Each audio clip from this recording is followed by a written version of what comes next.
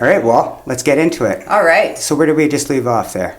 We were just talking about, what brought this all into manifestation? Your intention. Setting an intention. And here we are. So, backboning off what I was talking about, there's all these avenues that I learned from that health day that are so beneficial to people. And unless sometimes they're forced to do them or they have an interest in them, they don't really seek those things out. So that's why I wanted to bring you on, because I thought that day was really impactful, the vagal breathing. And I really enjoyed how it took down my RPMs in a simple way. A lot of times people think yoga and they think, tons of poses. Can I do it? Can I not do it? They hear breath of fire, fast-paced breathing, and they get kind of intimidated by those things. Whereas someone like my brother, it was very simplistic for him to kind of just take a long inhale through the nose, hear the exhale. And I liked how the vagal breathing system kind of has, I don't want to say scientific background, maybe you could elaborate to that, but more of a concrete understanding than kind of some stuff that people attribute to yoga as kind of like mystical or kind of voodoo science. A lot of the laymen will look at yoga like that. So I loved hearing about that. I'd love to hear some more about the vagal breathing and how did you come to the vagal breathing system? Well, first off, the yoga part about a pseudoscience, it's actually a real science. Yes. It's about 10,000 years old. So the Brahmin caste in India, that's the elite caste, and it was men, like the priest caste. They were the only educated ones, and they used yoga to develop their ultimate beingness. So that's their mind and their body and their emotions, taking them to their optimum. Mm-hmm. So lots of people in North America are working that way too, right? But they think, I'm going to do CrossFit, or I'm going to go run a marathon or a triathlon. But they forget about the other really important pieces, the mind and the emotions.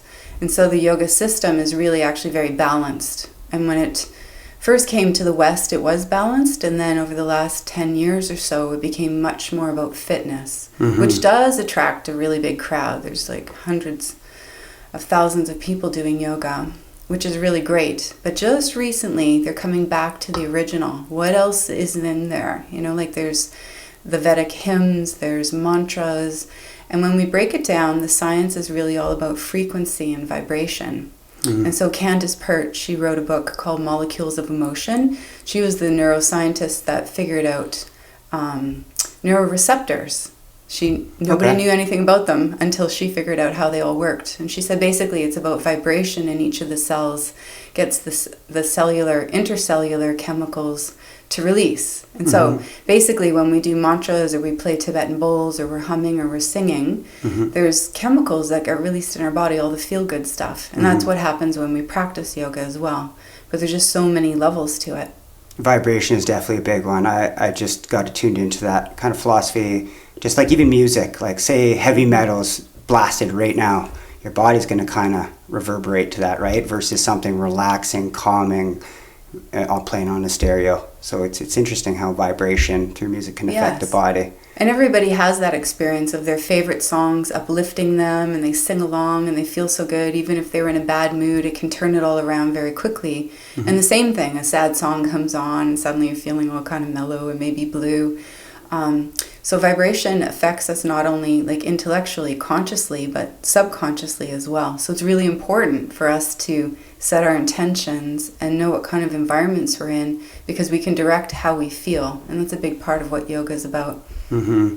And you said subconscious. Now, when you were describing the vagal breathing, there was a big part of it. The parasympathetic is the conscious aspect where you're kind of conscious, and then the sympathetic is kind of the unconscious part of the body that brings us into motions, or how does that work exactly? We wouldn't necessarily pair up conscious, subconscious with sympathetic and parasympathetic. Okay. Not right away. So most people are not conscious. Myself included. Of their internal workings, right? Mm-hmm. Most people are running on automatic all the time. Just automatic. Mm-hmm. So we can't really say, I know I'm in sympathetic right now, or I know I'm in vagal right now. That's a learning process that happens over time with experience. Mm-hmm. So the two operating modes of the nervous system are sympathetic. That's when we're go, go, go, rushing, chomping our food, not chewing, just swallowing. So digestion's all off, sleeping's off. And that's most people. So they do a little more caffeine, a little more sugar to keep going, which keeps that cycle going, right? But what we see is high inflammation rates in people, and most people are suffering. They're either suffering mentally or very much physically with aches and pains and all these different disease processes. So doctors agree that disease processes are probably 99% inflammation. And so there's so much exciting leading edge news about the vagal system, which is the parasympathetic system. When we find ways to stimulate it, and there's different ways to do that, people start to reduce their inflammation. So some of the really cool research is about reversing Alzheimer's. That's in the news right now. Yeah. So people we thought are gone, right? Their mind's gone with the Alzheimer's disease. When we reduce the inflammation, they come back. That's super exciting.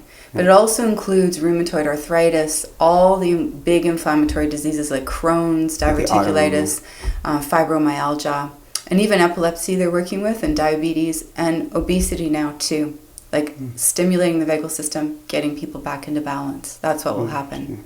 Yeah, I've heard of people with Alzheimer's. It's just new research is coming out with the myelin sheath around the nerves is being heavily reduced.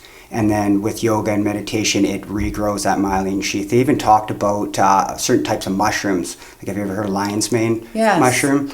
It's super expensive, but they've done research on it, and they show that in old people, it's actually regrowing that myelin sheath. So then those nerves, and I'm not a scientist, but the nerves and axons are communicating once again. Yes.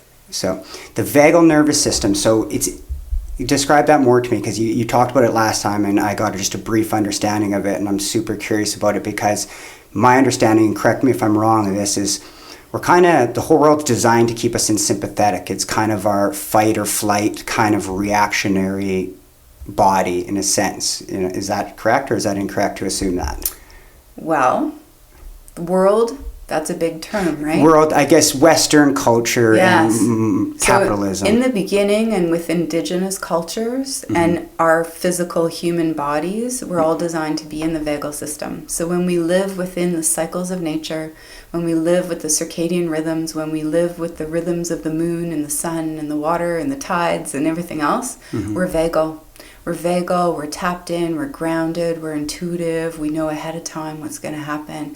We understand the animals and the trees and the weather systems, and that's how people lived on Earth for hundreds of thousands of years. Yes. So then comes the Industrial Revolution, and actually electricity is what turned it around. So instead of following the natural rhythms of sleeping when it's dark and working when it's light, we now have light at night. And that actually starts throwing everything off. People work longer than they should be. We work underneath these lights. Fluorescent lights are so hard on the nervous system and our immune system. But we just keep going. We keep pushing. We don't take the natural rest. And even in European cultures and different places all over the world, they still have their afternoon naps. For the most part, if they don't get caught up in the whole capitalistic society of more is better and work until you can't stand anymore. It's pretty incredible, you know, what we expect out of people because of the Industrial Revolution. But that time is kind of over now. So it had its 100-year run, and now people are realizing, especially millennials, that they don't want to work that hard. They don't want to work to jeopardize their life or their health or their minds, right? And so people are finding different ways to do work, smarter ways, and napping is now in. So when we take a nap, we actually go vagal. So having that afternoon siesta and doing the traditional things people used to do, actually, we see the value in them now. And part of the value is being measured. So science, when they can measure something, suddenly it has value. So we can measure vagal tone. So that's the difference between heart rates of our inhalation and exhalation.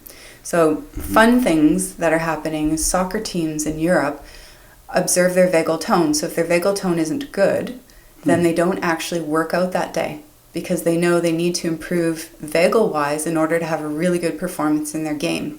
If their vagal tone is off, they'll actually more likely to injure during their workouts. So they'll take the day off instead. They'll play, they'll nap, they'll just have fun. And then the next day, it's like their whole system's rebooted for more. So before we used to think Olympic athletes would just train, right? Now we know you got to train and rest, train and rest, train and rest. And rest is now turning out to be just as valuable as the training on so many levels, but it's mostly about the vagal system. So the vagal system, the parasympathetic system, is how we're designed to be. Relaxed, calm, grounded, digesting well, sleeping very well, doing self-repair, cellular repair, and digesting. This is a really neat thing that I've really come to understand. So before I thought that was just about food, right? And so we get all this irritable bowel and digestive stuff in North America because people aren't digesting well with the food. But if we're not vagal and we're in sympathetic mode, our mind can't actually digest our life. It can't digest the daily events, the traumas, the shocks, and everything. They just pile up and pile up and pile up, and people are in overwhelm. We see all sorts of people having anxiety attacks. It's like almost expected, right? And so when we do activities that are vagal related, it gives our nervous system and our mind and our psyche time to digest our life. And I'm like, wow, that's like so important and so valuable. Like people think, oh, I'll have the weekend off. I'll regroup. I'll get it all together by Monday. And then boom, Monday's here. Yes. And it didn't happen. Nothing happened. No, because we're still shopping. We're still doing all these things before we used to have a day of rest, right? Where all the shops were closed. Everybody stayed home. People ate with their families. There was nowhere to go and nothing to do. Yeah, but now there's always something to do, right? And on that point too, I notice it's really interesting. A common trend through society is the weekend comes, and that's usually the time where you have fun, and alcohol and drugs are related too, right? So people, when they need that time to sleep and get all that stuff out of their subconscious or their mind, you're going to bed sedated almost, right? So it's just that further impact is keep progressing in the life. So. Yes, and alcohol and drugs, more and more people are turning to them all the time to try and have a state change. Like we might not be feeling comfortable in our own skin or our lives or our relationship or our workplaces.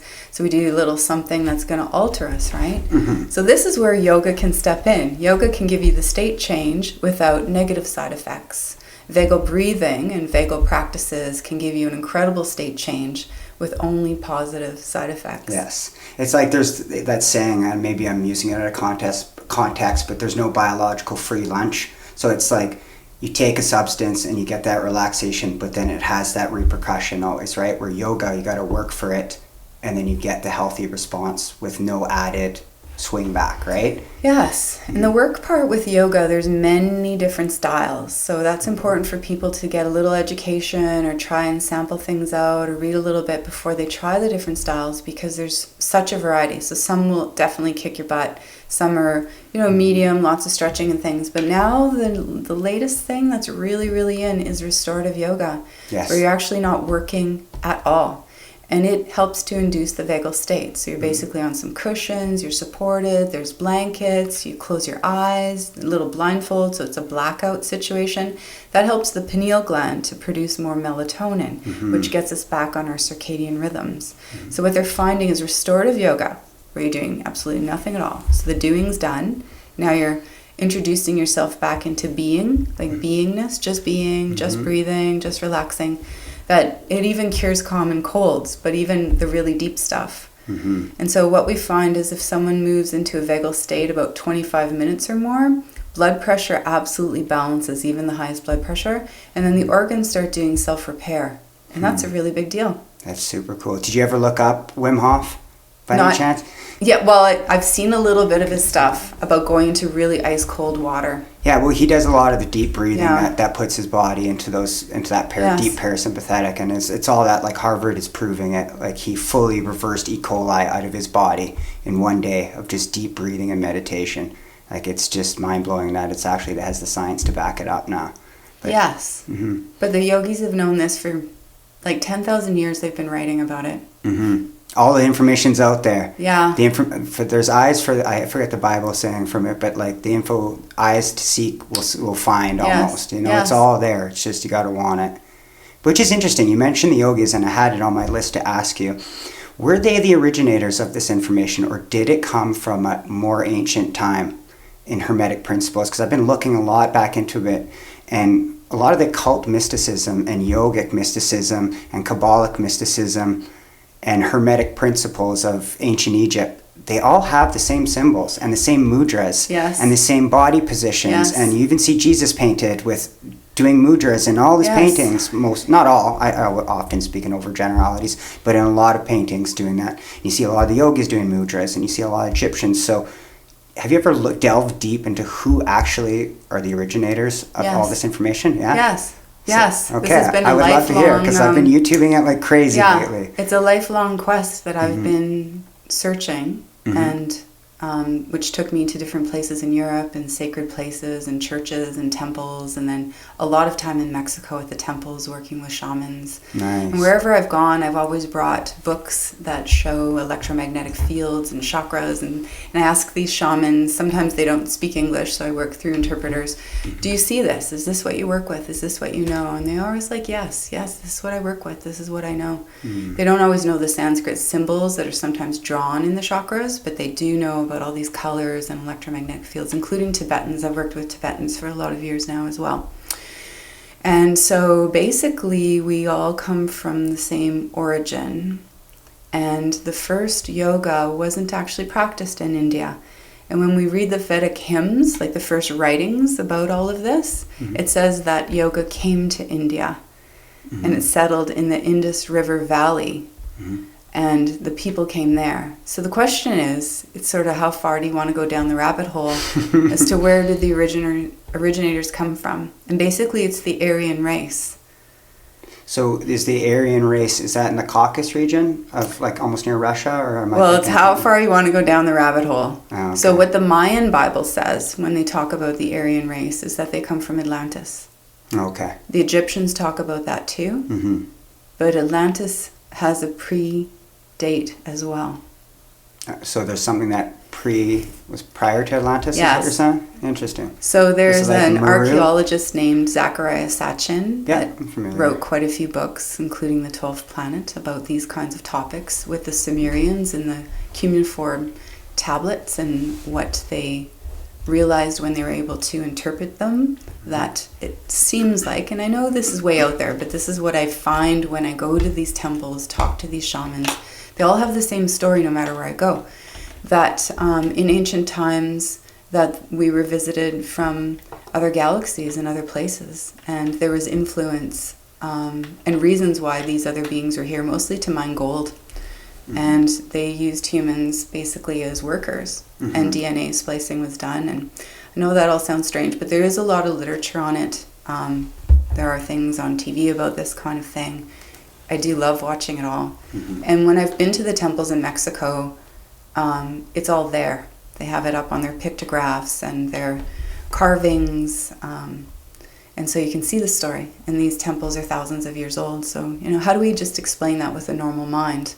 We can't, right? So there is a bigger picture. And I stay curious, I stay open. I'm not saying that I know anything at all. But I'm always looking, and I do find all the connections. They're all connected. And so I believe these original peoples then traveled throughout the world and built their pyramids and built their temples, and we find all the same symbology, through the sacred architecture and its sacred geometry. Yes. And it's everywhere. Have you seen Drumvalo Melchizedek's work? Yes. Super interesting stuff. Yes. And it's very scientific too, to back. It's not just all... Yes, but when you go up the Kabbalah and you get into the very mystical parts of it, that's the same. You're going to find the same things. And the Kabbalah originated, that's Jewish mysticism. Yes. Am I correct? Yes. And that even is predated by kind of the Egyptians, right? Because they got a lot of their knowledge from the Egyptians, did they not? Yes, but you want to hear one that'll spin your brain a little bit? I'm always open. So the Kabbalah and the I Ching. So the I Ching is one of the most valuable writings for the Asians, and it's very ancient as well. So the Kabbalah and the I Ching and their original documentation were in binary code. So Abraham was the first human to decipher the Kabbalah. Interesting. He didn't write it. So he kind of picked it up. It was in binary code. Yeah, I don't know too much about the I Ching. I had a book on it, and it was kind of way over my head. But they almost work in like 64-bit, don't they? Like yes. They start in 8-bit with the lines, Yes. and then they progress to like a 64-bit kind of code that fully encompasses three-dimensional reality. Yes. Yeah, well, it's more than 3D reality, because when we step into the quantum physics model, And even particles and waves, like Einstein talks about things in the moment, or how you measure it. It's either a particle or a wave. Things are oscillating sort of in and out of substance. Yes. Like it's either a wave or it's a particle, right? So it's like an on-off switch. And that's kind of how the binary code works. And it's all happening in every moment, flashing on and off to create our reality that we're experiencing right now. It's interesting. Yes. I've heard when they've broken down, can't remember what scientific site I read this off on Facebook. They said that when you break down the physics, it's like matches web code almost identically. Like it maybe doesn't look exactly like web code, but it's the same structure. Yes. Like almost the exact same structure. Yes. And for the Mayans and the Aztecs and ancient cultures, they called it light language. And it's the programming that happens before the physical reality that we see. And they say that program runs at 6 times the speed of light. So it was only very recently that scientists figured out that the speed of light, which was considered a constant, is not constant. It's actually variable. How fast light can go depends on a lot of different things. Before we thought it was a stable measurement, but it's not. But that was just a recent discovery and a recent thing that was kind of let out, because it changes a lot of things. If the thing you're using as a constant isn't constant anymore. Yes. It's kind of funny, right? Yeah. But the Mayans knew for thousands of years that they could work at 6 times the speed of light.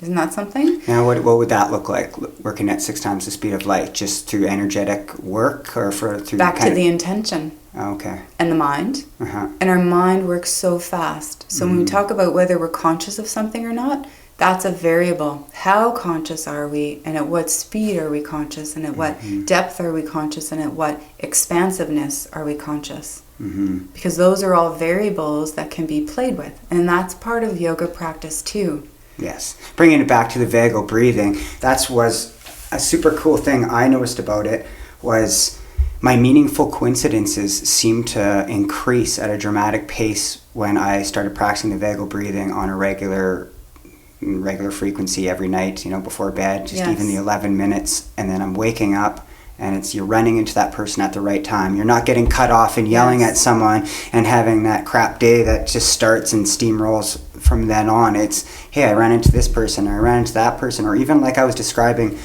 maybe before I even started recording, was I set an intention of where I wanted my energy to be placed to have some creation in my life and in Thunder Bay. And it was like with Westford Films and with Bodymind Centre. And now here we are, and it's right away. So it's super neat how this works out. Yes. So the more vagal we are, the more our senses and our mind is open and knowingly connected to everything else. Because we're all connected. It's just whether we realize it or not. It's part one. And then how do you play in that soup of everything, potentiality, right? Everything's molecules, and you can break it down into quarks. And when we break it down to the most tiniest subatomic bits, what we get is pure consciousness. That's what scientists will tell you. It's conscious in there. Protons know what they're doing with each other. They have memories even. It's really something. Yeah. So what alchemists have done is they've realized that everything's actually like that. And then they learn how to play within that. And so the light language people create grids. They actually draw out grids in different ways. And the grids, in a way, change a bit of the matrix programming. And then the matrix changes. So the movie is very much like how Buddhists see us in this North American lifestyle. That we're in this mind lock of programming that's been handed down traditionally through the generations of how things are, how they should be, how we should behave. And so we've talked about, living outside of the box. It's like, how much do you want to live outside of the box? Yes. It can be really something, right? And the movies are really neat. They show us a lot of this, like X-Men, and it's in all of them. all You that mentioned, stuff. and I rewatched it recently because I did a gift for someone in my life who was really into this movie, and I remember these little key things that really mean something to me. And I just researched the psychology of this movie and the Lego movie. It's mind-blowing, that movie. It's a child's movie. Yeah. Those writers know what they're talking about. Yeah. They have everything in there, from psychology to to manifesting destiny, to capitalist society, like they stole from 1984. Mm-hmm. They have everything in there, and it's super neat how like those people who are on the highly creative end it's almost a middle balance that you need. Mm-hmm. Or there's so many messages in that movie, but it's littered in all the movies. Have you noticed that? Yes. These symbols, the mudras, yes. It's kind of interesting how they're through everything without going too deep down the rabbit hole down that. But and they always have been. So mm-hmm. when you look into ancient art and the Renaissance, mm-hmm. The artists were part of secret societies and mystical things, and they were all interested. Mm-hmm. And the balance part that you mentioned is really important too. So mm-hmm. in ultimate yoga practice, we're balancing the right and the left hemisphere and all the gifts that are within them. Mm-hmm. So most people are usually one hemisphere dominant, and we see that, in our handwriting dominance. Mm-hmm. And so left-handed people throughout times were considered to be different or weird or maybe to be feared, but they were using a little bit more of their right hemisphere, and that's our creative, open, intuitive mm-hmm. side, right? Mm-hmm. And then right-handed people are using more of the left. That's our mathematical, logical side. So ideally what yoga does is it balances both. It balances both, and so your brain's at its ultimum. Mm-hmm. Now you said something there before, you're talking about them creating grids, and it was something I've been researching a lot lately and kind of very curious about, because I spent some time in a temple with some monks and meditating through them, and they were Zen Buddhist temple. And I find a lot of these symbols we talk about and mudras that are done in yoga, they have intentions set in them, almost, for lack of better words, magical powers to them. That's the best word because I don't know the mechanisms that bring them into manifestation, I guess. But they told me avoid everything like the plague. Like if life were a tree, only go straight up. Avoid going off on the branches. That's what the mudras are. That's what the symbols are. That's what they told me, kind of. Anyways, that was my understanding, maybe my interpretation. And it was almost back to what you said in the last Vagal class. It's like all this stuff is just meant to sit. And that's all they propheticized, is just sit and be still with your breath. And that's all you need to become enlightened or seek truth. Everything else kind of has a repercussion, I think, to it almost. And that's what I've been kind of curious. And I asked you in your last class, I was like, I've been doing some meditations with specific intentions or maybe some chakra center openings, and wow, like just stuff comes flooding out. Mm-hmm. Or, I went to a kirtan class with Angie the other day, and I just started bawling in it. And I haven't cried at funerals sometimes. And it's just, I started playing with things. I think that, I don't know, I'm kind of curious about that, what your thoughts would be on what that ideology they may have had of the Buddhists, that just the straight line, the middle path, avoid everything else but the truth, versus maybe the yogis who will go to extremes. They'll fast for extreme periods. They'll go on specific diets. They'll do mudras for intentions. Maybe some people will write stuff. Alchemists will actively try to change things in their life. What's your thoughts on all that? That's all. A big loaded topic and question. In a few words. No, just in general, I guess. Well, Patanjali is considered one of the wise teachers of yoga. He was one of the first people to write down what we call the Yoga Sutras, right? Like the instruction manual of yoga. Mm-hmm. We don't know if he was one person or maybe a few people over a period of time. But the first sutra is really, really good. So there's many, many interpretation books out there. Like people say, oh, this is what it's about, this is what it's about. And you can open anyone's book and find out whether they really get it just by how they interpreted the first line. So most people interpret it saying, okay, now we're going to start the study of yoga. We're going to begin now. That's how they start their book. And then they tell you, okay, this is what you do, this is what you do, this is what you do. But when you read it in Sanskrit and you just break down the Sanskrit words, what he's actually saying is, now is the practice of yoga. That's it. Just be here now, nothing else. That's it.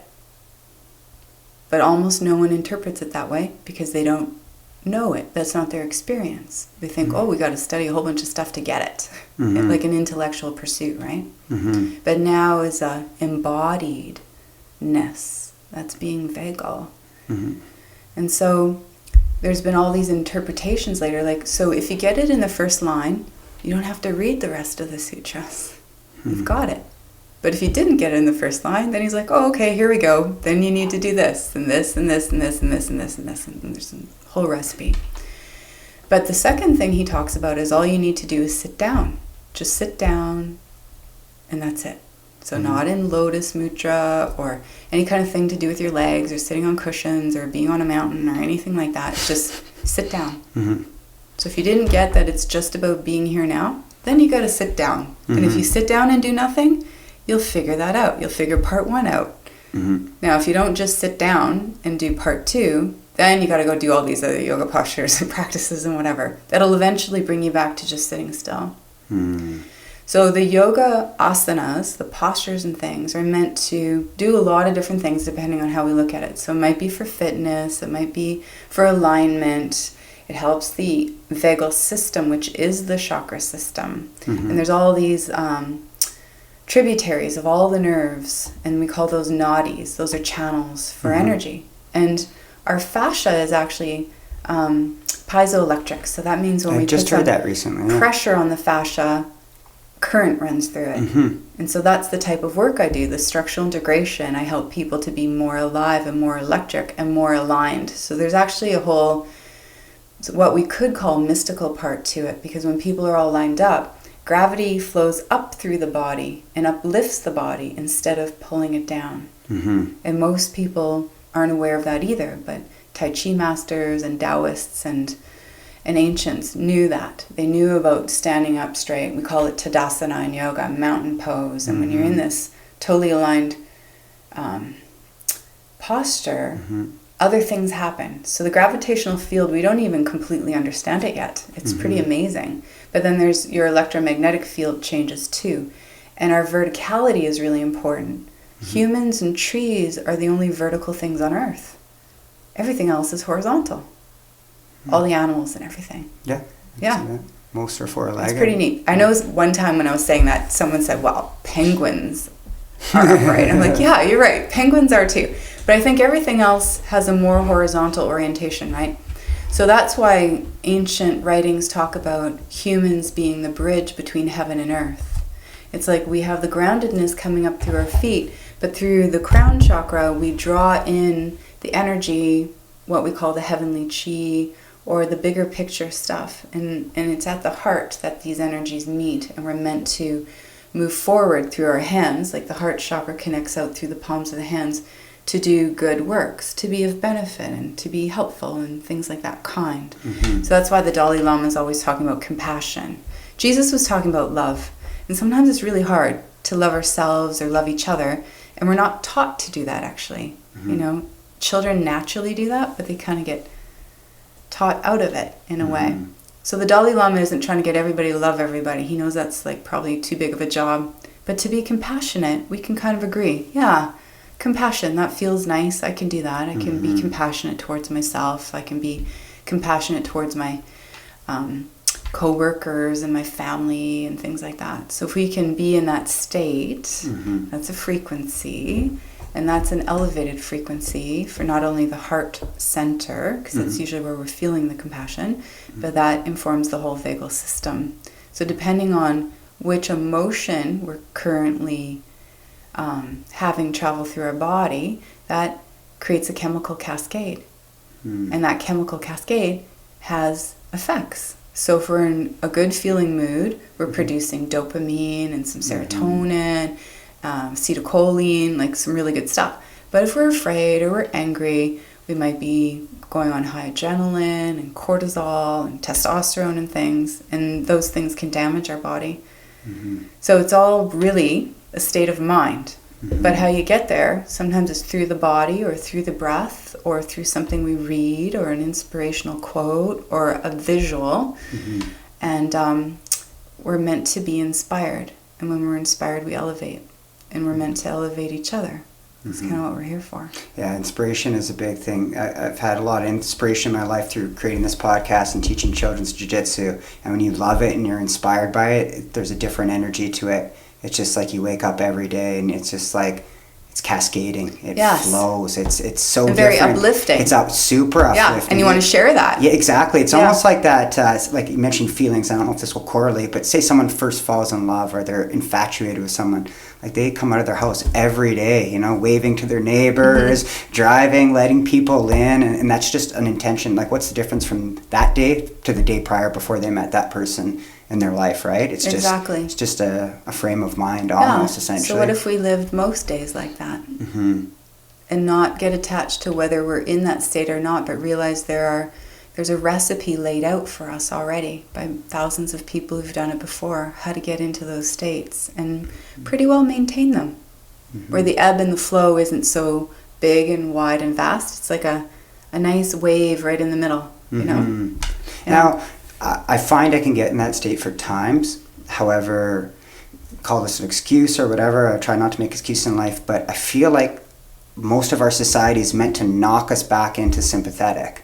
Like, you know what I mean? Like there's coffee everywhere you go, there's Tim's everywhere. Yeah. You know, you're driving to work and you're busy and you got a 40-minute lunch and, you know, you don't have time to drive home and make something. So you got to get something quick and it's, you know, sodium-filled garbage that's going to dehydrate you. And, you know, it's just, not to sound negative of it, but what does one do? And obviously yoga's in that and there's classes for that like crazy, but how does one keep in that balanced state often? It's a continual practice, I imagine, every day that has to be returned to. And actually the breath is the number one thing because it's with us until it's no longer with us. Mm-hmm. And when it's no longer with us, nothing matters, really, right? So we're breathing all day long, all night long, and we can instantly find out where we are in that sympathetic vagal scale by where our breath is. So if we're stressed out, the breath is going to be high up in the lungs. It's going to be kind of short, so usually through the nose, or we might not be breathing at all. Lots of people hold their breath.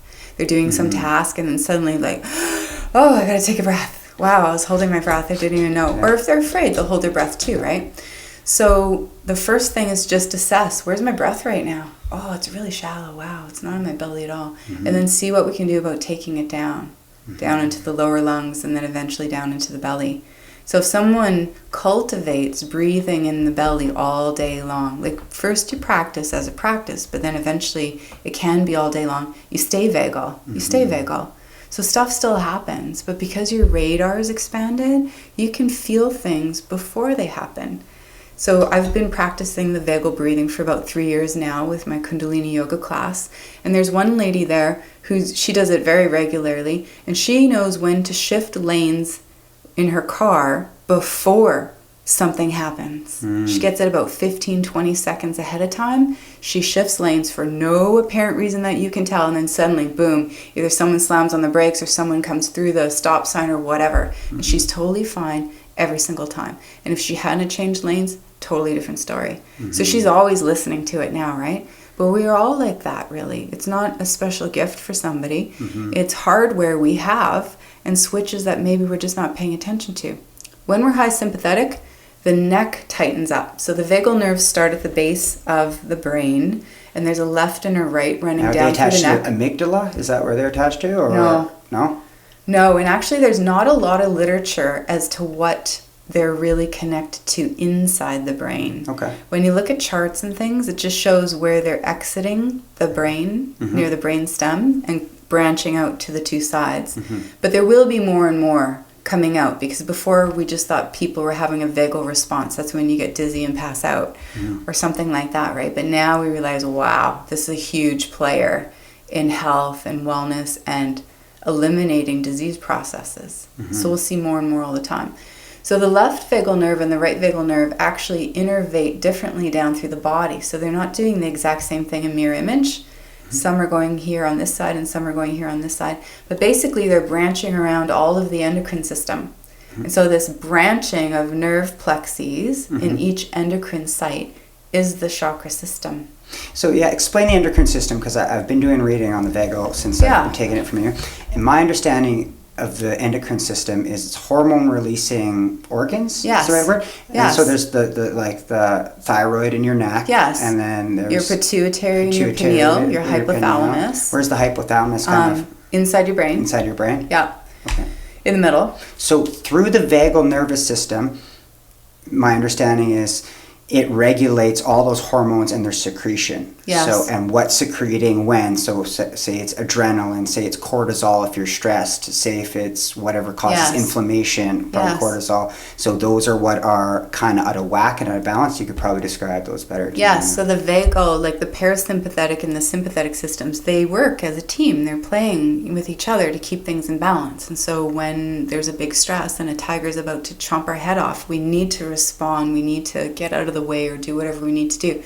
So the body will shift into high sympathetic mode. That's the highest. You know, we have super adrenaline where people can lift a car off a child, right? Mm-hmm. With normally they hardly have any strength at all. Suddenly they have superpowers, which is another cool thing that yogis figured out. Wow, if we can do that when we're under extreme stress or we're in extreme love for our child and we want to lift this whole car up, and we can, you know, how do we access that when we're not all stressed out? Mm-hmm. And that's what that fellow does that you were telling me about. Wim Hof, how he can achieve all those extreme feats. Like the first time he ran a marathon, he had never run ever in his life. Yeah. And he ran a marathon in the Arctic Circle, bare feet in his shorts. Yeah. And there's other yogis like that who'll just go bench press 750 pounds to show that it can be done, and they don't work out. Just to show, look, a body can do and run marathons and do things like that, just to show the extremes they can do without a whole lot of effort. But they've trained their minds. They don't just get up one morning and do this. Yes. And he didn't either. He spent thousands of hours probably getting to a place. Yes, he started at 16 years old, and he studied the mystics. He studied Kundalini Yoga at length. And so most of the Tibetan masters start at 4. They're 4 years old when they go to the monastery, and they leave their family and they start training. And they're usually done around in their early 20s that they can do these things. One thing included is a particular type of breath called tumo. It's a fire breath, and very low in the belly.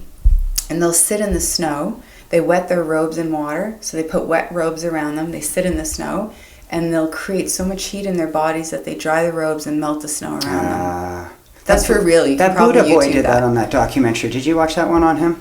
The Buddha boy, he was sitting in a tree. Yeah. He went like 7 months without food. It was and people longer than that. Debating, even longer. People were debating whether it was a hoax or not. It wasn't. He was the master, they filmed the yogi in front of him. Yeah. And they both started profusely sweating. And he's doing this technique to show me that he knows I'm here, essentially. Yeah.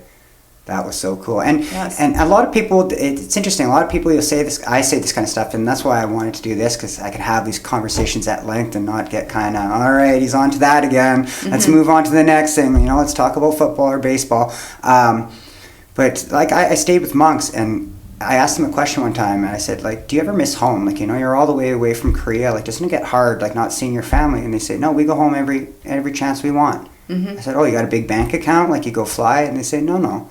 We just get into sitting position. Like, we've been doing this for 40 years, this astral projection. Yes. We leave our body, we go home, we watch all the kids, you know, see what's going on in life there, and then we return. Yes. And these are 65, 70-year-old women who've been monks their whole life. So, like, if they have a reason to lie or pull the wool over my eyes, I don't know what that would be. But, like, to me, I believe them. They're telling the truth. Yes. So it just, that to me, I'm a believer. I want to believe, because there's too much unexplained. And it just, once that gets open and you can believe something like that, well, then it opens the door to everything, in my opinion. Yeah. It's called bilocation.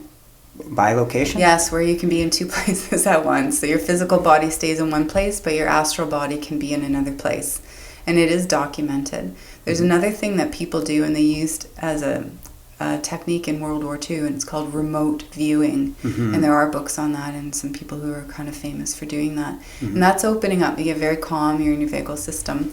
In the war times, what they did is they gave people latitudinal and longitudinal coordinates, and then the person would go into a meditative state and say what building was there. But it's just like, people say to me, oh, Erin, that's impossible. But actually, right now, if you closed your eyes and you thought about your bedroom and what's in it and what's on the floor, you get a picture. So it's like that. You just practice enough that you can go into someone else's room or someone else's house, and you can see if they're in the kitchen right now making dinner or not. And it does sound crazy, but we had, it's called Mindscape. We had a workshop 2 times now here in Thunder Bay that we hosted, and we're going to bring in the teacher again. And you can learn how to do this in one weekend. And so even people who felt afraid that they wouldn't be able to see and they might look dumb because they couldn't do it or whatever, even they could do it. And part of the fun of what we had was doing a sort of a medical scan in a way of other people. And so we were put into groups of 2, and usually with people you don't know, because you want a clean slate. And over the weekend we built this mindscape. It's sort of like a internal visual world, like you do in a video game, but you're building it in your own head. And so you go into this mindscape, and inside this mindscape, usually there's a garden, there's rooms, there's a screen, there's a phone, you can talk to anybody. It's really neat.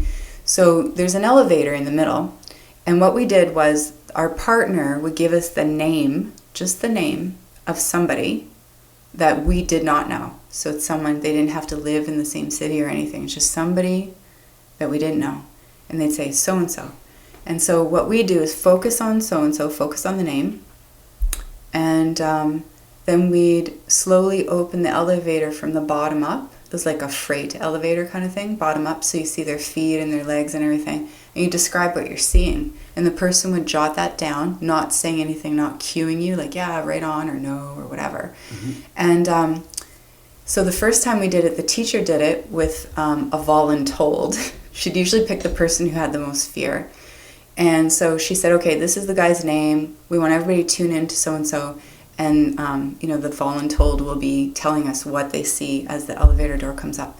So the door came up, and she saw the boots and the jeans, and he was a little bit balding, and he had a plaid shirt on, and she could see his belt.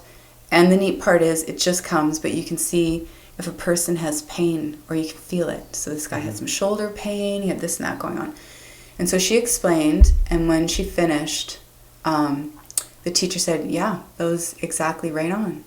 And it's her brother, and he has a farm, and this is how he dresses during the day, and he works really hard on his back, and he does have shoulder pain, and so that she was able to confirm everything that she saw, right? But I saw glasses on this guy, and the other person didn't. So I put my hand up, and I'm like, hey, does he wear glasses? Because I see glasses on him. And then the teacher laughed. She goes, no, he had cataract surgery, and he doesn't wear glasses anymore. His eyes are really good. But he wore them most of his life. Interesting. And I was like, huh. Well, it was corrective lens surgery. It wasn't cataract surgery. But it was like I saw the glasses, but he doesn't wear glasses anymore. But it was part of his field, like part of his story, right? Yes. Yeah. And so we learned that in just a couple days. Just a couple days. So imagine if someone practiced and practiced and practiced. And part of the training on the weekend, she gave us an address. And you couldn't tell by the words where it was, and she just had people tune in, and people were picking things up, like the color of the building and the fence around the building and what was happening on the street and stuff like that. It was really neat. That's very cool. And I think most people would tune into believing in that, because they use it in criminology, don't they? Decent amount. I've watched a lot of programs that they've used remote viewers to actually track down locations of bodies and whatnot. So, yeah.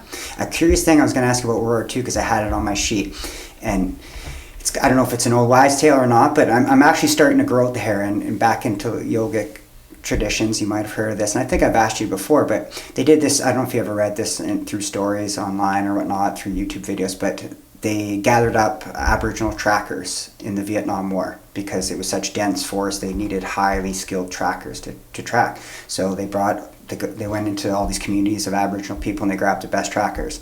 And these guys can get anything, any animal.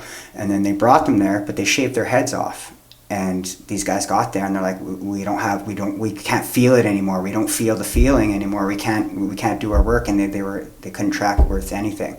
Oh, because they got the army haircuts. They got the army haircuts. Yeah. So the army, kind of listening to this, went, well, let's see if there's some validity to this. And they went back and got another study group and they didn't cut their hair this time. And the people were able to track now this time. Yeah. So it kind of gives credence to kind of the yogic Sikh culture or whatever, where they don't cut anything on their body. That's meant to grow for a reason, and they say it's an extension of the nervous system in the head. Yeah. So it's actually heightens your intuition. Have you heard anything about that? That's how the story goes. But also wherever we have hair, remember just movement of our clothes, movement of our body, movement of the breeze, the air in the atmosphere moves the hair follicles. So there's this gentle stimulation that happens all the time. So what the Sikhs say is that if that hair is moving properly, like in our armpits and in our pubic area and on our legs, then those areas will stay healthy. It's part of the recalibration of movement and health for those cells. So when we shave it off, they're not getting the movement they're supposed to get. And movement means more flow, and flow is pranic flow. That's the energy flow in the body, and it's prana that heals the body. It's not pharmaceuticals, it's not surgery. Those things help, but it's a person's own healing mechanism that has to be activated or awakened for someone to heal. And that's how spontaneous remissions happen. Somehow that gets activated. So some people, they've cleaned up their diet and now they're eating a more plant-based diet, which has more energy, right? There's more prana in plant food than in animal food. So sometimes that's what works. But one study that I listened to, they took 10,000 cases of spontaneous remission, and then they were trying to figure out, they interviewed 10,000 people. What did you do? What was your secret, right? And they found common denominators, but they didn't find like one thing that just everybody did that stood out more than anything. But the biggest common denominator was prayer. Isn't that neat? So we think sometimes prayer is really religious, but actually it's intention. It's back to intending with your mind, maybe even that compassion activation from your heart for someone else, or compassion for ourselves. But someone's going on there, right? It's like people focusing on others or focusing on themselves, getting focused. It's a mind thing. Now, I'm super curious about prayer lately, and once again, it's taken me kind of a full revolution again. But prayer to me is a little bit of a scary thing, and I think it needs to be approached with respect and reverence, because I had an old Aboriginal elder friend who I spent a lot of time with, and he said, be very mindful what you pray for. Yes. And it's like, you pray for strength. Well, what are you going to get? You're going to get tested. Pray for patience. You're going to get annoyance in your life. Pray for humility. Well, you're going to be humbled, So I don't know. Prayer is interesting to me. I'm curious to hear your thoughts on prayer and how to set an intention, or what should be projected. Lately, I've just been gratitude. That's what I've been trying to reprogram my mind. A counselor actually just told me, just thank God when you say everything. Say you're frustrated with your spouse or your job. It's, well, thank God I have a job. Yes. Thank God my job supports me enough to eat. Thank God, I live in a country where I can have a job. And you start saying all these thank God, and you're like, wow, I'm at like 12 thank Gods, and I'm not looking at my job so negatively anymore. So gratitude's really, but is there more to prayer than that? Well, let's just ask you a question, Mark. Sure. What's your definition of God? Definition of God. Wow. That's I don't think God can be defined. My definition of God, that's very interesting. What's your sense of God? A sense of God, it is, that's so tricky, because I've been to deep places in my psyche, and through psychedelics and through prayer and through regular experience, through physicality. It's in us and in all of us and in everything, and it's all loving and all nurturing, but that doesn't necessarily look like giving us what we want. I don't know. It's like a parent, sometimes to teach your child, you have to give it a hard lesson in order to teach them that responsibility, right? So we look at things and, why God, why have you put this in my life? Whereas it's needed, that's what you needed and that's what you wanted. I really can't define that. So you just answered your own question. It's tricky to define. I go back to Jesus, and I love my favorite part about Jesus when they said, save yourself and say what truth is. And he didn't say a word because he couldn't. He could have gone into. Maybe silence was his answer. Silence, I think, is the answer almost. It's you can't put it into words almost. Right. So with your definition of God, which I'm in agreement with, it's kind of like the all that is. There's a consciousness in all things, and we can tap into that. That's what a prayer is. It's like a conversation with God. It's like, conversation with anyone. Yeah. It's like we can dialogue with the divine. That's a big deal. That is. And when we do it, like you said, with reverence, it's a beautiful thing. And we remember we're an important part of that. We all are. Everybody is. And the trees and the squirrels and the rocks and everything. So do you think our anxiety and our constant monkey brains are almost the opposite of prayer? Yes. in the day-to-day. Yes. You know what I mean? Because like we're running through, pick any example. Say I pick this podcast, for example. I was very confident, very positive coming in, so it feels great. However, say I would have been nervous, it's going to mess up. Like that's almost affecting this reality to create that. That's right. And maybe I need to get over that nervousness or something for some reason. That's Ideally. why it's giving me that back, right? It's giving me that feedback loop almost. So. Yeah. So wherever we hold our mind, this is my experience of it, wherever we're holding our mind is sort of directing down a particular track. So there's probabilities that could happen, like a certain infinite amount almost, eh? Well, not infinite, no? My experience is maybe when I was younger, it was more on the infinite, but as I've made choices and done different things in my life, the probabilities are kind of narrowing because I've made choices and I've gone down certain paths. Okay. You know what I mean? Because I've traveled along my path quite a ways now. And so all those other things I could have maybe done aren't, although they were possible at the time, 20 years ago or 30 years ago, not so much now.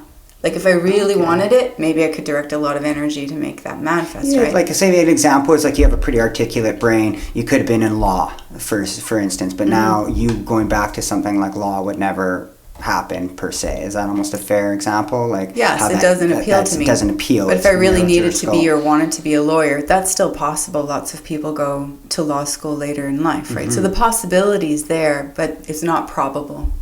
So what our probabilities are based on our behavior patterns and the subconscious programming. That's what we're actually operating from. Most people are operating from their subconscious programming. That's all the mom, the dad stuff, our teachers, our culture, etc., right? Traumas, everything. So part of the waking up process is realizing, okay, I've been running on a matrix. What do I want to do consciously here? How do I want to make conscious decisions, and what are their impacts and implications? Like it's an interesting dance, right? So if I pray for strength, do I want what it's going to take? You're right. Like we want to be mindful of what we're asking for. But when we set our intention, the universe doesn't judge. It doesn't say, oh, you don't need that, or oh, maybe you do. It's like, oh, this is what you're intending. And doors open. That's the alchemy part of it. Things just open. And then when the doors open, we still have a choice. Are we going to walk through that door, or are we going to stay? I know. I go to this at another level because some of the more, let's say, worldly people and not grounded is the right word, but more pragmatic people will say attention goes, or energy flows where attention goes. So they're just saying, you're just, when you want to buy a Toyota, you see Toyotas everywhere now, right? But I don't know. I think there's something a little deeper than it, because I've let myself open to the universe. I've been traveling and I've been, lost and without a hope, and then all of a sudden you turn around and exactly what you need is right there, and I wasn't looking for it. It just bumped into me. So there's a bigger hand at play than I just think that whole attention goes, or energy flows where attention goes kind of thing, that pragmatic view of it, or I think it's something bigger, something reverberatory that feels everything inside of you and is kind of gravitating towards that energy. That's my experience of it anyways. Yes, and I think it's both. So I think we can rest in that knowing that whatever we need will appear, and then you can actually kind of lean into that and even expect it. So you might be doing something, it's like, wow, I really need this right now, like I need a knife to open up this jar, or whatever the case may be, and suddenly you realize, oh yeah, I have a plastic knife that's underneath the van seat, and I'll just dig that out, and there it is. But it wasn't visually there a moment ago, but you remember, oh yeah, I had this the other day, that fast food, right? And I know, oh yeah, I have that cutlery. It's actually here. And things, so that could seem like magic in a way, like suddenly the knife just appeared out of nowhere. Or did your earlier self 4 days ago eating that fast food didn't throw everything out when you normally clean everything out, it kept that there. So it's like the destiny piece is something I'm still playing with. Is everything already all lined out and that's going to be there for you and you don't need to worry?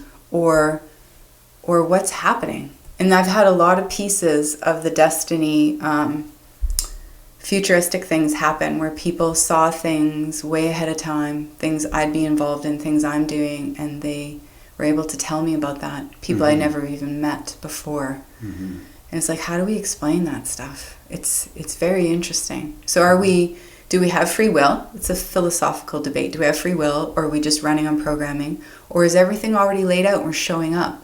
Mm-hmm. So what they say with intuition, if we're in our really good, happy place, like our frequency's doing really well and we're in a vagal state, our radar, our senses are going to help line us up to the best probability, the best outcome of what our karma already is. Because we already have a plate that's full. So part of the practice is to clean the plate. So if we're not going off doing a whole lot of things, we clean the plate faster. And that's what those Zen monks meant.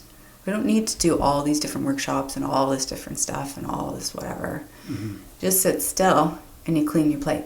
And that's what Vipassana is. That's why it's too. so hard. It's so funny that you said Vipassana, because that was next on my list, and I love that we're segueing to that, because I recently, and I mentioned to you that, and you said, oh, you're an extreme person. I remember that conversation. I said I went on that ayahuasca ceremony, and it's funny you're bringing up the karma, because I've been obsessively researching it for about 2 years, because it had such an impact on me that it's been mind-blowing, almost borderline traumatic in a way, that it's sat with me for so long. But I saw one of these yogic elders saying, we have accumulated, and I want to go into Vipassana next, but I'm going to segue to that, but we have this accumulated karma from all the wrong we've done in past lives, all the shame we felt, the guilt, the actions we've done, and they're kind of like a bank. And all the good we've done. Yes, those are there too. And yeah, but because karma isn't a bad word. No, it means just action. A word. Yeah, that's not.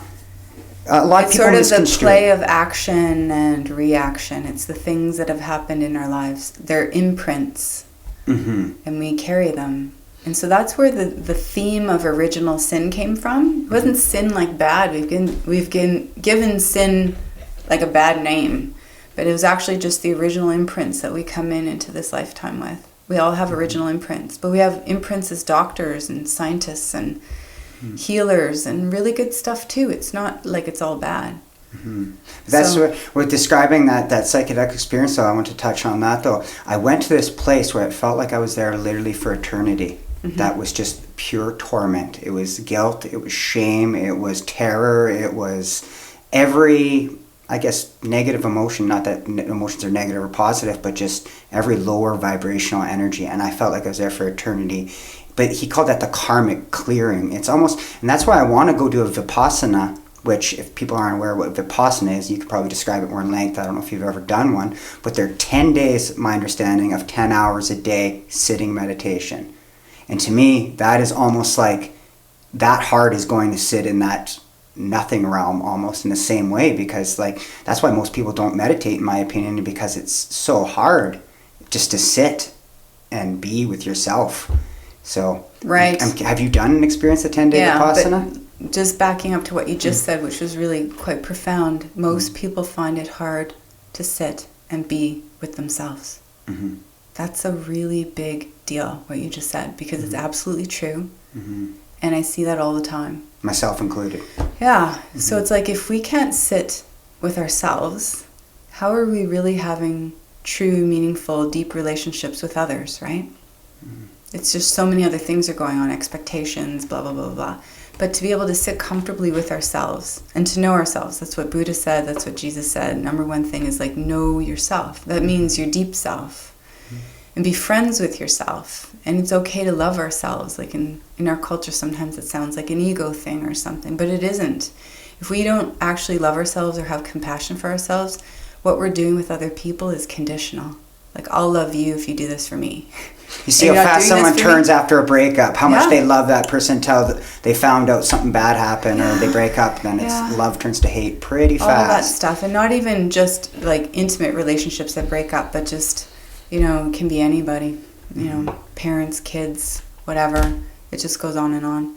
So when we take the time to be with ourselves in solitude, it gives us a glimpse to what's really going on, because we're not externally stimulated by TVs or other people or other people's expectations. It's just like, oh, here's me, what's up? So Vipassana is really neat.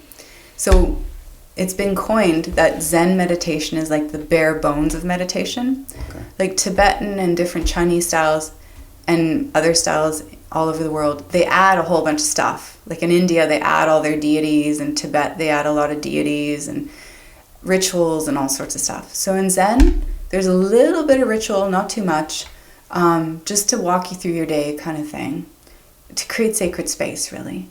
And otherwise, it's called the bare bones. You're basically just eyes a little bit open, usually facing a wall, sitting still for like 25 minutes, natural breathing. And that's how I started with Zen practice. When I started my serious meditations and retreats, I used to do the sesshin. So those are 10-day Zen sits where you sit all day into the evening and you get up really early. And I loved it. And you do that on your own, like not... Anybody can do it on their own, but when you're in a group, you don't get up and walk away. You don't go make the muffins or do the laundry. So this is, I forget the word, sesshin? Sesshin, yeah. So that's almost equivalent of Vipassana. It's like a 10-day... Similar. Yeah, they're 10 days. But in traditional Japanese sesshin, sometimes the monks didn't get off their mats. They would get so focused that they didn't stop meditating. They just did it day and night for the whole 10 days. They just gave it everything they had, right? But it didn't always have great results because they're pushing. So what Buddha said, it's the middle way. So you're not too hard and you're not too soft. You have compassion for yourself, but you don't indulge either, you know? So Vipassana, how that's a little different, is they give you a focus for 3 days, just a breathing focus. And that develops incredible mental focus. And then you take the mental focus and you sweep it through your body and you just go over and over and over again. And it's super plain. There's not anything to do other than taking the focus through your body. And so basically, people's stuff comes up, whatever it may be. Just like an ayahuasca trip might bring up all your stuff or some stuff, right?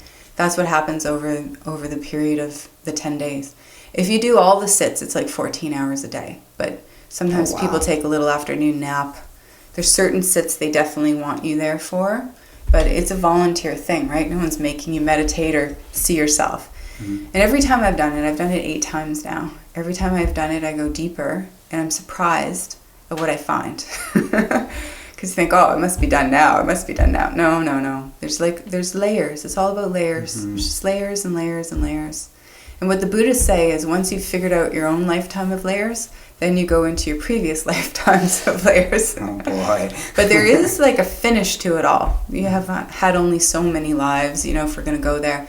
And sometimes you'll say, oh, well, past life, what's the proof? We don't even have to go there. We're all holding at least 65,000 years worth of DNA in us. And I think somehow when we're doing this work and we're elevating, we're clearing the DNA consciousness too. Have you heard our ancestors? DNA has memory too? They're finding out. Yes. Genetically through families. Like they're saying, like say alcoholism is passed. It's not necessarily the gene. It's the genetic memory. Yes. Like I'm not a neuroscientist by any means, but Yes. I've seen that topic brought up, and I found that pretty fascinating. It is. But we know, like if there were musicians in your family, you know, you should give the children instruments because they're going to have a natural inclination for it, or whatever was there. You have hockey players in the lineage. Give the kid a hockey stick because it's naturally going to happen, right? So I don't think there's a hockey gene, but there would be gene memory. But just like a athletic kind of hand-to-eye coordination maybe type memory, huh? Yeah. Well, my grandfather was a chef and a baker, and the first time I made a cake where I was curling chocolate for the top, my hands exactly knew how to do it, and I could make perfect curls. And I was wondering, what the heck? Like, how come my hands know how to do this? This is supposed to be complicated. The recipe book says it's supposed to be complicated. It was easy for me. I could do it. They weren't breaking. It was really something. And so then later I found out that his specialty was Black Forest cakes. That's what I was making. And they turned out perfect. Interesting. And it was really something because it was just my hands knew what to do. Yes. Yeah.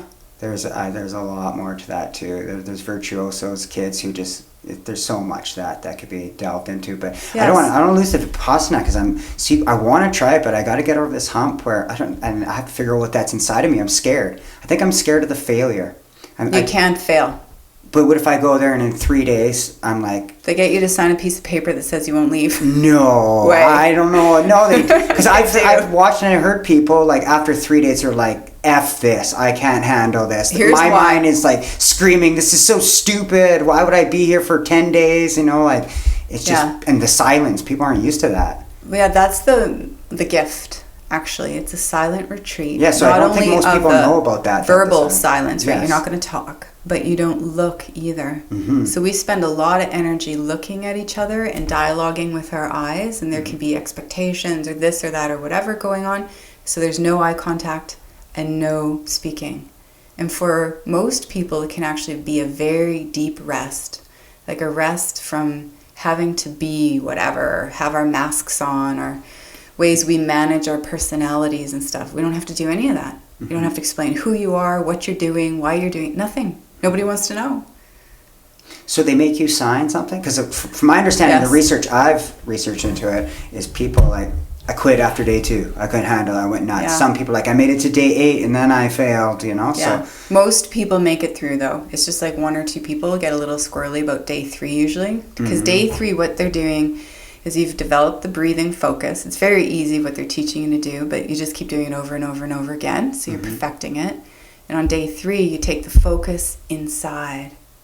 So most people have never gone inside before. And that's where all the squirrely monkey mind stuff is. And they're like, holy crap, now what do I do? This is me? Oh, this is awful. I want to run away. But if you look, our society's built to run away. You don't like something? Quit. Get out of here. Change the channel. Break up the relationship, whatever it is, right? So what they're asking you to do on their little form that you sign is that they're asking you to stick with it. That we know on day 3, you're going to want to run away. We know that because almost everybody feels that. Like 90% of the people are going to want to run away. But we got to tell you, because millions of people have done this. You make it to day 10, and you're going to feel like an angel. And people feel elevated and lighter, and they've cleared so much of their stuff. That's how I felt the first 10-day retreat I did. I was walking on air. My feet were barely touching the ground. I was so internally happy for no reason at all. Just from the elevation. But during that 10 days, I squirmed and I wanted to get off my seat and I wanted to run away. But my friends had driven me there. I had no way to leave because it's always in the country. This was in Hinckley, Minnesota, in a Boy Scout camp. Okay. So there's a park there, and so they rented the facility. But now Minnesota has its own site, and there's Vipassana organizations all over the world, and now I go to the one outside of Barrie, Ontario, which is absolutely excellent. So the cool part is there's no fee. So you're there for 10 days, room and board, very good food, all these teachings, and there's no fee. They run the entire organization with volunteers. All the teachers volunteer their time. Everybody who's doing groundwork and keeping everything going, all volunteers. And so how it works is it's a pay it forward. If at the end of the course you felt like you have benefit and you have something you can donate, then you donate. If you have nothing, they say nothing. It's just a little discreet table off in the cafeteria. You put some money in an envelope. If you want a tax receipt, they'll give it to you. Because it is an organized nonprofit organization, so people can get tax receipts. So the first time I went, I was a student at LU. And I didn't have any extra money, and my friends are like, you got to do this. I had been doing the sashins, and they're like, this is so much better. You just got to come do it. So I'm like, okay. So I didn't even have proper cushions to sit on or anything. They're like, we'll get you some when we get there. And then as we're driving into the road that's taking us into the camp, they go, oh yeah, by the way, there's no talking. I'm like, okay, I'm okay with that. And they're like, and there's no looking. I'm like, okay, yeah, I can be okay with that. And then they said, and we can't talk to you for the 10 days either. There's no communication, nothing. I'm like, okay, I can do that. But they didn't tell me anything before as we're driving all the way there, right? Probably for the better. Yeah, it's totally okay. But I wasn't going to run away for any of those reasons. And I absolutely love it. So when I first came back, it was a while before I went back again because they say it's like deep psychic surgery to go that deep within yourself. And then once I did start going back, I took lots of people because I just felt it was absolutely amazing. So lots of people in Thunder Bay still practice. Nice. Yeah, I'm glad that you said it's in Canada because when I take the summers off from the school board, it's on EI. So, if I want to go to a retreat, say in Mexico or whatever, right, it docks your EI. But if I stayed in Canada, then you'd still be allowed to, right? So that's cool to know that there's And the Canadian place options. near Barrie has at least 2 10-day sits per month. And there's lots of men who do it. There's just as many men as women usually in these courses. Yeah, the last girl, one of your members, I talked to her about it. She just did it, and she's like, "Yeah, it was fine. I coasted. I was good." I was like, what? Yeah. Like, that just made me almost more scared, because I'm like, it's an ego thing. Like, That's all it is. am I going to be weak if I do, run away after day 3? What does that look like? You just don't run away. Yeah. You just set your intention. It's like, whatever things come up, I'm just going to be with them. And that's how we do our healing. Yeah. It's having a neutral mind with whatever comes up and not running away. Mm-hmm. And breathing. Yeah, and I think there's benefit to that, because there was a lot that came through those psychedelic experiences, but it's hard to hold on to it. It's fleeting. It's like a dream, It's that DMT. It's that rush that comes in our brain every night, that subconscious, in my opinion, that teaches you these prophetic things, but it's like so, hard to narrow down. Whereas if Vipassana, Yes. I've watched a lot of people who've done the psychedelics and then have come to now a place where they're like, no, I want to do meditation because it's the work. There's work in it, and then you get the result almost. Yes. It's not like a free key that you get and have. Yeah, there's more integration from what I've seen from people who've talked about it in that way. So that's where my curiosity has been really sparked with the. And remembering that ayahuasca, which is a drink, 2 herbs combined to create the effects, and other drugs, what they're doing, what Candace Pert found with molecules of motion and those neuroreceptors, is the drugs go into the body, but it's not the drugs that create the effects. It's the drugs stimulating the neuroreceptors, and it's the actual chemicals inside the cells, yes. right? So morphine will kill pain by stimulating endorphins that are already in the cells. Oh. But you can go for a run or have a really cold shower and get some endorphins, right? Mm-hmm. So the things we can do with ayahuasca and all of that stuff, you can do with meditation. You can get DMT to flood the system by doing meditation. Mm-hmm.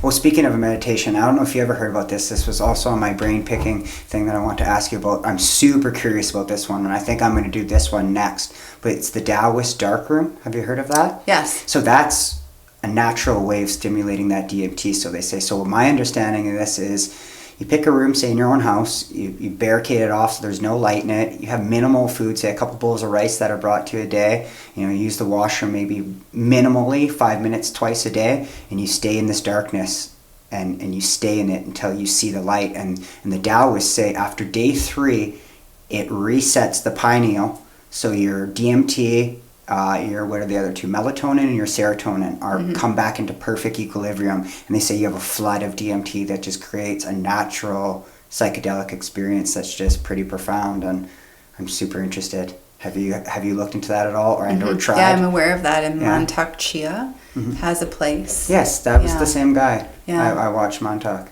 Yeah. He's super interesting. Yeah, so I've had friends who've gone for like the 30-day dark retreats. 30-day dark retreat. Yeah. Wow. But the Vipassana is done in low light. They usually put dark cloths, like indigo color cloths, over the windows. And so you're in a subdued space. So it's not blackout, which does create the melatonin response, but it is low lighting. Plus your eyes are closed. So for 14 hours a day of waking, your eyes are closed. I didn't know that. And then we still sleep for 8 hours. Yes. So it's not a lot of hours left. Yes. So for eating and things. So you're just eating with your eyes open, and maybe open eyes for having your shower and stuff. But otherwise, it's closed and internal. Did you ever have any experiences? I don't know if that's too personal, if you want to get into that, but did you have any deep, like, see things, colors, lights, experiences? Did you have out-of-the-body experiences at all, or is it just pretty in the body, which can also be just as revelationist, I guess, too, at the same time? You know yes. what I mean? Do you mean like in my life or with No, Vipassana? with the Vipassana. Like, they say the dark room, after day 3, they say you usually start, for lack of better words, not hallucinating, but seeing things, because your DMT is pumping now again, because it's fully re-automated and reset itself with the darkness. But I'm wondering in the Vipassana if people relate those type of experiences as well, or is it more of a psychological, subconscious, digging up of stuff like that? Well, what they're teaching people to do is be in their bodies, and that the body-mind isn't actually separate. That's why I named the Bodymind Centre like Body-Mind one word, because the Dalai Lama says it as well. Body and mind are not separate. Plato kind of separated them, but they're not. And so we can affect one with the other or harmonize both, right? So they're taking a focus You're focusing the breath and your mind, and then you're taking it in your body, and then you're traveling through your physical body. And at some point you realize your physical body, you feel it. This is a feeling thing, not an intellectual thing. You can feel that your body's actually energy. And then you don't have a physical body anymore. It's still there. It hasn't gone away. This isn't astral travel. But you realize you're a whole bunch of molecules, and the molecules have their subatomic parts, and prior to that, it's just conscious energy. So people can experientially know that. So some people call it a flow or your energy body. People call it different things. Some people see colors. Sometimes people hear it. It's all frequencies, right? So it's depending on which sense organ is interpreting the frequencies. So some people hear auras. I have a friend who hears auras. She can, by listening to your aura, tell what organs are off, and then she'll give you a sound, like for your kidneys, to balance your kidneys out. So you sing, she'll sing the sound to you and to your kidneys, then you sing it, and that's your own therapy, and it'll balance your kidneys out. Isn't that cool? Interesting. Yeah, my grandfather related something like that, and it happened to him for, I think, a year or so. He was a very spiritual man. He was a deacon, actually. He practiced meditation often, but he could hear full on, he wrote them down in journals, but full on other places. Like his hearing went all over the world. Like he was like there was a radio on all the time in a room, and it wasn't nothing profound or spiritual. It was just like people's conversations, everything. Yeah. It was kind of interesting to hear that. So it's kind of similar to what you're relating there too. So all of the endocrines have their primary functions, but then they have secondary functions. They have other chemicals they can secrete, and that's kind of like the mystical, magical, feel-good stuff that the yogis know about. But our chakra system and our senses are the same. So we can see normally with our eyes, or we can have them open up more where we have clairvoyance. And so that's seeing the big picture. That's maybe seeing into the future. Maybe it's seeing what's going on in Rome right now. We want to know what's happening at our uncle's house in Rome. We can actually see it. So people can do that. That's the remote viewing we were talking about. But the auditory sense is the same way. So what he had was his auditory sense opened up. So that's clairaudience. And you can actually just, with your intention, it's like setting a dial. I want to tune into whatever, and you can tune into a conversation, or you can tune into anything and hear it. And it's not just loud, like a loud you'd want to get away from, but it's like a clear, open amplification. That's what you almost described it as, like a radio being on. Yeah. Like turned up. Yeah. So one time I was in a meditation retreat with my Tibetan teacher, and I was at the very back of the room, and there was a window behind me. We were out at someone's camp, and we were isolated. Nobody was around, and that's what we wanted, just silence and nature.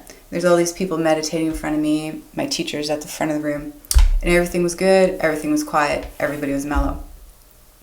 And then I start hearing this log being sawed, like shh, shh, shh, shh, shh. I'm like, who's going to saw a log out here right now? We're meditating. Like, I was getting just slightly annoyed. Like, what's up? Everybody knows we should be quiet.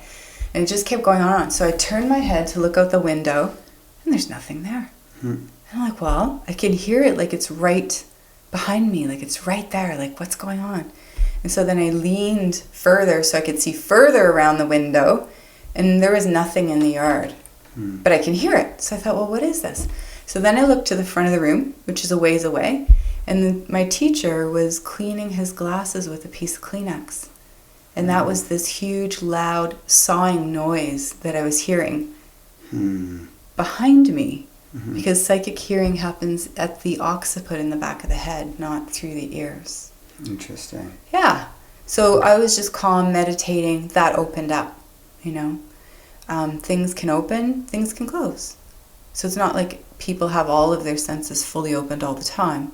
Sometimes for people where that does happen, it's a little bit challenging to negotiate their way through the world because they're getting so much information and impulses, right? So those kind of people usually do live in the woods or live in a cave or hang out on their own.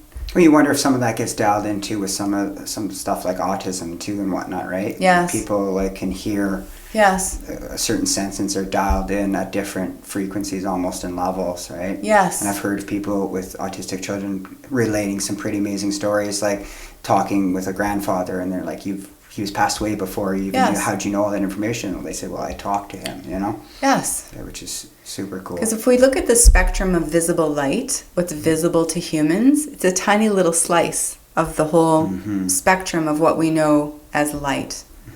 And same with sound. It's a tiny little slice of all the sound waves that are actually happening. Like, we don't hear the radio waves in here right now, but some people do. Some people hear radio waves without a radio.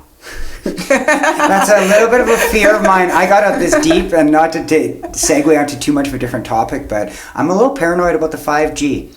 The 5G is going up everywhere. Have you seen those towers at all lately? They're always within a kilometer of all people now. Of all, there's one every kilometer of those high powered. I don't know the tech lingo, but that's a lot of frequency. It is. And stuff coming through us that I've watched. I'll have to do some more research on it to speak more articulately about it. But a lot of people, like even in Congress, are being like, this is being passed, and there's been no research done into it. Like, this stuff can go through 4 feet thick concrete walls. Yeah, there is research. Going to our bodies. But so are regular cellular waves. Like, regular cellular waves go through buildings. That's why we can pick up Wi-Fi in the living room or wherever, right? And that goes through our bodies just like it goes through the walls, just like it goes through everything. So there is actually a lot of very valid research that's been published and spread, but most people don't want to pay attention to that, because if we did, we'd realize we probably need to put our cell phones away. And they're just too easy, too convenient, too much fun. We got all those photographs on there. We're sharing things on Facebook all the time. It's kind of like, it's just fun. And it's useful. Bliss almost, huh? Yeah, well, we don't see these cellular waves, and we don't taste them. They don't have a smell. So it doesn't really seem real, right? But they are. And Fred Gilbert, who's a friend, I think he was very misunderstood. So he didn't allow Wi-Fi at Lakehead University. Yes, I remember. And people thought he was a dinosaur, but actually he's really ahead. So he sits on boards of scientists. He's a biologist. His PhD's in biology. Wow. And he sits on boards still that discuss this and research the effects of cellular waves on cells. And they see that the DNA gets mutated and the RNA gets mutated. And they see all the different disease processes that are happening, even just the increase of brain tumors, if we just looked at that scope right there, or the increase of childhood leukemia. So on the rise. Kids around these waves all the time, right? We all are, right? So we go up to higher frequencies, we're just basically being cooked. We're being cooked. And is it worth it? That's what we want to ask ourselves. Is it worth it that I'm out in a canoe in the middle of nowhere and I can get Wi-Fi? Maybe I want to get away, right? Well, you got to wonder, and I maybe I should get off this topic because it gets almost overwhelming sometimes, because we look at, like, you know, the food, the toxicity, you look at the radio waves that we're exposed to. You know, I just watched a documentary, Stink, on Netflix, and they talked about how many chemicals are latent in our body, like upwards of 200, from shampoos to conditioner to deodorant, everything, soap. Nothing is fragrance or chemical free. So if you think about that, and then the food reading with all this stuff, that's where do you draw a line? I guess I don't know. I guess that's where I'm struggling with that whole topic. So yes, it seems like a mountain to climb in itself. It does. But some people are eating organic. Some people are raising animals consciously for slaughter, right? They're loving their animals. They're feeding them good food. They're not giving them antibiotics or growth hormone. We can buy that kind of food at our market. We're very lucky that way, right? We can get milk that doesn't have the growth hormone in it from the market. So we can be conscious consumers. And it starts there. It starts at a grassroots level, and it's really important. If weird things happen and our food supply is cut off to Thunder Bay, like, our food comes in trucks, you know? If there's an ice storm or anything else, we're kind of in big trouble. But if we support local farmers and they do hydroponics and things grow, it would be much better if we were a self-supporting society, even like Roots to Harvest with all the gardens. You know, there's different ways we can get involved and do conscious growing and conscious eating. And it's a consumer choice, right? So sometimes, it's a little bit more work, or maybe that meat's a little bit more expensive. But or eat less meat. Eat less meat, now. Lots of people are doing plant-based diets, and that's really valid. But if I know my broccoli's sprayed and my bananas have pesticides that kill the farm workers that grow these bananas, and the strawberries are pretty bad too. It's pretty tough to feel good about eating plant-based diets when they're GMO, and now I know there's going to be antibiotics sprayed on my citrus, and it's kind of like, and they're putting weird things, mixing up these genes with the GMO. It's not just a fruit and a fruit. Like, they're putting different insects into the fruit, so other insects will be repelled and things like that. It's crazy making in a way. Interesting. So backboning off that, back to the yoga with that, do you ascribe to a certain diet that kind of correlates to the yogic culture, or do you just take what's natural for you or what feels good for you? How does that look for you? I'm mostly plant-based, and I do eat some fish and shrimp. But I've been reading the stuff about the shrimp, and it's kind of like, turns out the only clean shrimp is the stuff they're farming in BC. Like, very consciously farming shrimp in BC that doesn't have any pesticides and all the other stuff. But all the rest of the shrimp in the world's contaminated. Well, it's interesting, even fish. We had Eco Superior speaking to the schools, and they were talking about, which was mind-blowing to me. Like, I was kind of consciously knew it, but like drainage water. All drainage water goes to Lake Superior, whether you pour your paint can down a drain, whether you put whatever in your sink, all that stuff. It's all that soap, everything's going to Lake Superior. And they actually said, I said, well, I heard fish have the most cross-malleable membranes, which they do. This lady said, yes, they do. And they said, did you know you're not supposed to eat fish out of Lake Superior more than once a month? And that's out of Lake Superior. Like, you think that's out of like the biggest freshwater, pretty much doesn't look polluted. There's not factories everywhere on it. Lake, and then we're eating our fish from the supermarket from, farmed places where I don't even know where. So I can imagine the difference in it. So, but the farmed fish keeps getting sicker and sicker, so they keep giving it more and more antibiotics and things to keep it alive. So the farmed salmon, you can see it now, it's all fatty. Like, the fat is part of the protection mechanism in the body. And the fat holds all the toxins. Wow. Yeah. I know. It's like, what do you do, right? Got to build your own broccoli. But we live in Thunder Bay. I mean, like, there's snow out there most of the year. Yeah. What do we do? That is tricky. What do we do? Yeah. So the yoga piece, Yogi Bhajan, the founder of Kundalini Yoga in North America, he said that he came to North America in 1968 because he knew when we got to 2012 that things were going to get really intense. So he wanted to train people through the 70s and the 80s and the 90s to be ready for 2012. And he said there would become a time where he talked about all sorts of things that were way ahead of the time. Like, in the 60s, he was talking about credit cards and cell phones, and people were like, what are you talking about? He said, you're not going to use money anymore. It's all going to be little plastic cards. And he could see into the future. So what he said, when these cell phones happen and all these waves happen, the waves that you can't see and they're affecting your cells, that we can do practices that strengthen our electromagnetic field and counteract the fields of these cellular waves and other things. And so that's what Kundalini Yoga is partially about. It's about a lot of things, but part of it is building up your own personal energy so you're not inundated as much by all of these other factors. But it's meant to build, in a way, like spiritual warriors, people who have strong minds and strong bodies and strong hearts.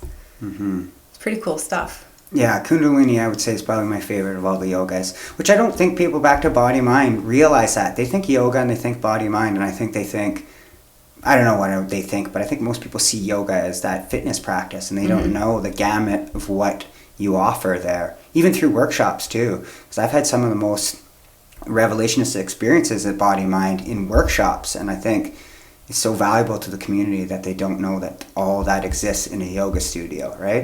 They're almost scared to take that first step because they're like, I'm not flexible. It's like, flexible is nothing. That's like, that's like 1 out of 100 of what yoga is or can be. And that is something that does prevent a lot of people from coming through the door. They think they already need to be this fit yoga person, and that's not true at all. And so there's a little saying in the yoga world that saying you're too inflexible to do yoga is like saying you're too dirty to take a bath. Yes. So flexibility is one of the things we're working on, of the body and the mind. So it doesn't matter how stiff someone is or how tight someone's hips are. That's our specialty, actually, to help people unwind from their tension, you know.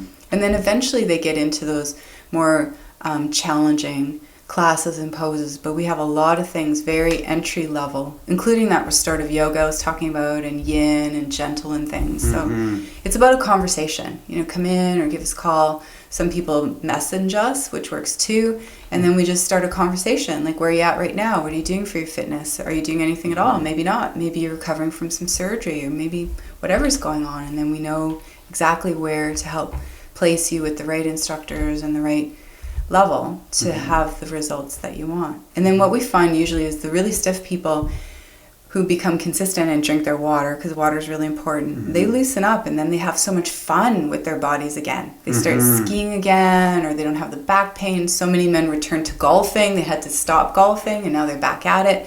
So all the happy things in their life are there again. And it's not age dependent. So many people come in and like, oh, I'm this age or that age, now it's too late. It's like, no, not at all. Have you ever seen that Coldplay video? And it goes with that saying that I love, you're only as young as your spine is flexible. Yes. And this woman's got to be like 80, and she's like still a fully capable gymnast. Yes. And that would be like my hope for everyone in Thunder Bay and people in general, is just to I don't know, reclaim themselves a little bit and know that your body can do amazing things. I feel compassionate for people where they've lost that, and they sit in the cars all day, or they sit at a desk all day, and their body gets stiff and tightens up, and they don't play with their kids anymore. They don't go for that walk anymore, and all that stuff with what everything else we just talk about compounds, right? Yes. Living in sympathetic, the drug, coffee, caffeine, aspirin, TV, all this, right? Yes. It just. But then we start needing pharmaceuticals for the inflammation or the pain or the this or the that, and then there's the side effects, which require more pharmaceuticals, and then it's a downward spiral. So we see a lot of people actually wean themselves off with their healthcare practitioner, guiding them off their meds, off the high blood pressure meds, off the blood thinners, off all this stuff, because we don't usually need it if we can bring the vagal system back into balance, right?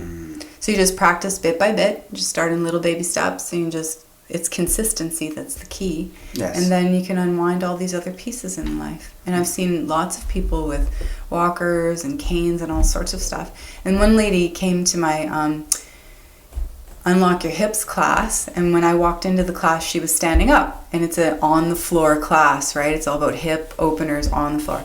And so I walked over, I'm like, hi, I'm Erin, who are you, what's happening? And she's like, hi, I can't get on the floor. And I'm like, oh, okay. She says, I have double knee replacement and I can't bend my legs. And I'm like, well, okay, class is on the floor. I said, would you let me show you how to ergonomically get up and down off the floor? She said, I'd love to. She's like in her late 60s. So I showed her how to get on the floor. And then we started the class, and she kept saying, I can't, to whatever I said we were going to do. She's like, I can't do that, I can't do this, I can't do that. And I just walk over to her and say, hey, can I show you a way that we can maybe get you into this pose? Maybe we could try this. And she's like, okay, I'll try. Within 3 seconds, every pose, I would just show her, put a block here, do a little this there, whatever. So her mind is the thing that was changing, right? And then I told her about water and how it's so important. So she started drinking water. She was coming to class with a cane, and she had pain for 9 years that hadn't gone away in her legs. So the knee surgery didn't help the pain. So after 12 classes, she was doing everything. She was practicing at home now. This is just 12 classes later. She had a regular doctor's appointment, and she told her doctor, you know what, I'm pain-free. I'm not using my cane anymore. I'm happy. I feel empowered. I know how to do these exercises at home. I still go to the class because I learn more. And the doctor said, well, it couldn't be the yoga. And she said, there's nothing in my life that's changed. She lives alone. There's no one influencing her at home, right? She hasn't started any other kind of exercise program. It's just that one class, and really embodying it and allowing her mind to be open. Oh, I can do things. I can do things. So she stopped the can'ts. So now she does all sorts of things. Isn't that neat?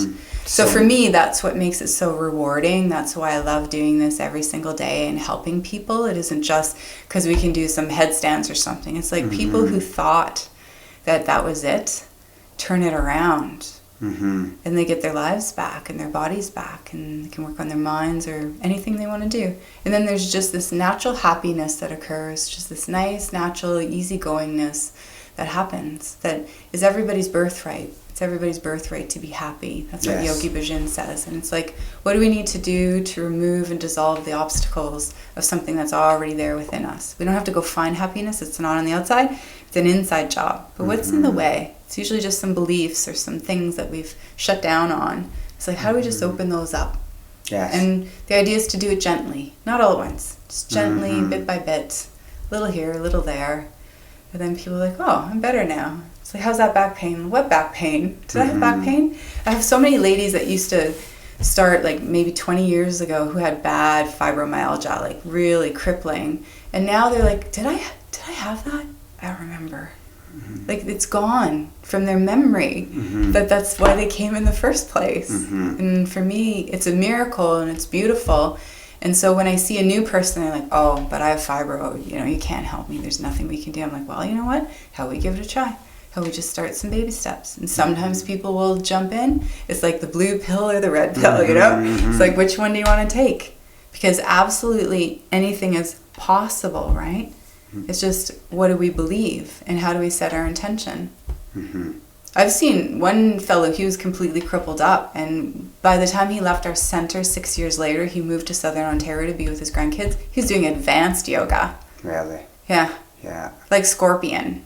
And he came in and his hands wouldn't unfold because of his arthritis. He couldn't get in and out of a chair and he couldn't turn his neck from side to side.